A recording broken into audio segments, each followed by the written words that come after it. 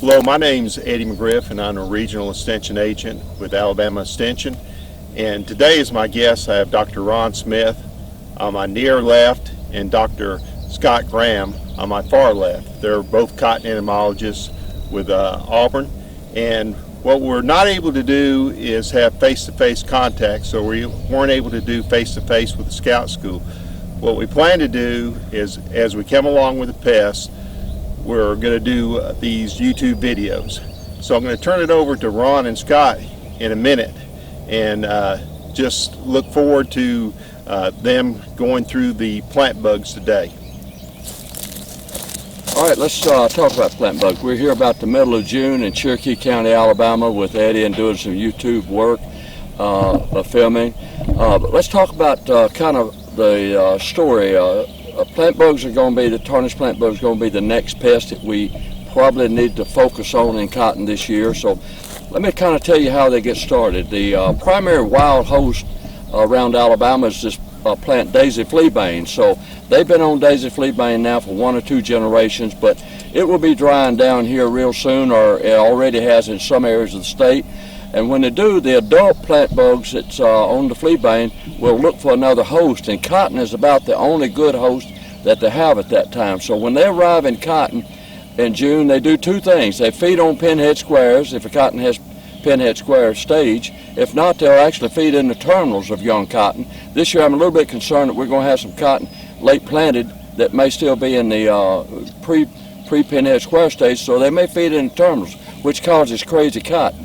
But also what they do, and what we don't pay enough attention to, is they're depositing eggs in the stem of the plant during June when they move into the field. And those eggs take about 10 days to hatch into a little small nymph, and then it takes the nymph about another 10 to 15 days to be an adult. So right now we use sweep nets, and we focus on the adults, our threshold. We'll let Scott talk about all that in a few minutes. But as we approach blooming stage of cotton, then we've had time for those eggs to hatch and move into immatures. So we change our focus after we get to first bloom, and we've got different thresholds, different scouting techniques, and so forth. So in early July or in post bloom, then we'll be focused on the immature stage of the plant, or of the insect. What about control? Well, we've got several things that, and most of them work. Some of them have a plus or a minus, and right now we're targeting adults. So we've got 2 or 3 choices. It's in our recommendation. Acetate's in there, but we've had so many spider mite calls, we really don't want to use acetate. We've got bifenthrin, centric, transform. Now 2 of those will actually take out aphids. We may be also seeing aphids come into this the wind of the next couple of weeks. And so that's our choices. Once we get post-bloom, bidrin comes back in as an additional choice. And then we have the pyrethroids that will work to some degree on that. But, and I forgot, imidacloprid is probably going to be the dominant thing that growers use here pre-bloom, and it will also be used some post-bloom. It will kill adults, immatures, not 100%, maybe it never has been, 60 to 80% depending on the rate you use, but it also controls aphids.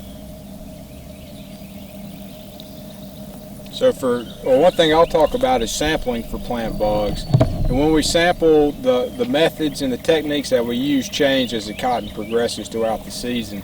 So while we're in the squaring season, from pinhead square really to about first bloom, we're primarily doing 2 things. We're looking at square retention on the upper 2 or 3 nodes of the plant, and we're also sampling with the sweep net. Now the square retention is important because that tells us how much damage are these tarnished plant bugs doing now, and when we come back, if we do make an application, that tells us what level of protection did we get from that spray. Because as Dr. Smith mentioned, these plant bugs can move into the field at different times, so sometimes determining your efficacy from your insecticide application can be difficult if we're only looking at adult plant bugs in the field. Our threshold is going to be 8 adults per 25 sweeps while we're in the squaring season. When we move later into the year, we get to bloom. As Dr. Smith said, then we're starting to look for immature plant bugs, which are small green bugs that will move rather rapidly on the drop cloth.